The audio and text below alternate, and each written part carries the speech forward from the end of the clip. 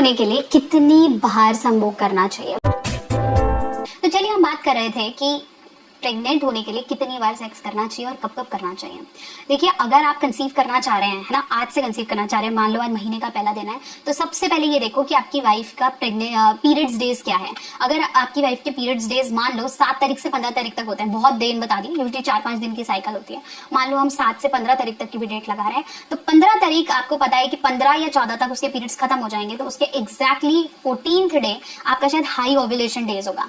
Basically आपको ovulation day का ध्यान रखना है। अगर आप ओव्यूलेशन डेज के आसपास सेक्स परफॉर्म करते हो तो कंसीव इंस्टेंटली होने के चांसेस हैं। अगर आप बिल्कुल पीरियड्स डेज से पहले कर रहे हो या बिल्कुल पीरियड्स खत्म होने के बाद कर रहे हो तो ऐसे में कंसीव होने के चांसेस बहुत कम होते हैं, इसलिए हम इसको सेफ पीरियड भी कहते हैं। पीरियड से जस्ट पहले और पीरियड्स के जब बाद बहुत सेफ डेज होते हैं, ऐसे में आप बिना कॉन्डम के भी करते हो तो चांसेस बिल्कुल ना के बराबर होते हैं कि कंसीव हो जाता है। इसलिए अगर आप हाई डेज की बात कर रहे हो तो मैं बात करूंगी ओव्यूलेशन डे के आसपास, मतलब 14th day of your periods. 14th day में अगर मैं बात करूं तो 13, 12, 15 ये वो पीक डेज हैं जब आपके फर्टिलिटी रेट्स हाई होता है, क्योंकि इन दिनों आप फीमेल की बॉडी में से अंडा रिलीज होता है, मतलब ओवम्स, और ओवम जब स्पर्म के साथ कंटिन्यूएशन में काम करते हैं तो आपका बेबी फटाफट से फर्टिलाइज हो जाता है। ये प्रॉब्लम उन फीमेल्स में आती है जिनके पीरियड्स बहुत रेगुलर नहीं है, पीसीओएस के प्रॉब्लम है, शायद नहीं आता, तो ऐसे में कंसीव होने की प्रोबेबिलिटी कम हो जाती है। अब इसका इससे कोई रिलेशन नहीं है कि मेरे को कितनी बार करना चाहिए, दिन में कितनी बार करना चाहिए, ऐसा कोई क्राइटेरिया नहीं है। अगर एक बार कंसीव हो गया तो उसके बाद आप 4-5 बार और भी कर रहे हो तो उससे कंसीव नहीं होगा।